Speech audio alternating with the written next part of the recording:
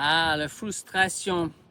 Il y a plusieurs signes. Par exemple, le cheval qui mordre, souvent, c'est un signe de frustration. Le cheval est agité, donc il mordre. Le cheval qui gratte la terre, quand il est à la barre de tâche, il gratte la terre. C'est un cheval qui est frustré.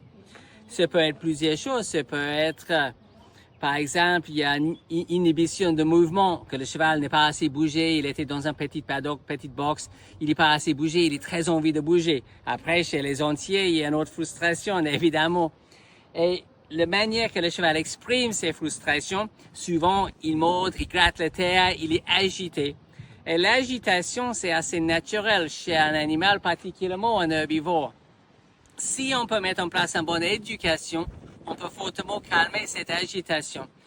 L'éducation va calmer les instincts naturels du cheval. L'instinct naturel d'un herbivore, c'est le stress, la fuite, l'anxiété, la préservation de sa vie qui est tellement important. La solitude, c'est horrible pour eux. Une anxiété de séparation assez importante. Mais quand on met en place une bonne fondation, basée sur la confiance, l'éducation de chaque mouvement, mettre en place des codes très très clairs, mettre en place le contrôle de mouvement sur ses pieds, des 4 mouvements de base, avancer, reculer, hanche, épaule, et que le cheval commence à comprendre mieux son environnement grâce à cette éducation, il y a une vraie diminution dans l'anxiété, dans la frustration et dans tous ces problèmes qu'on voit assez souvent.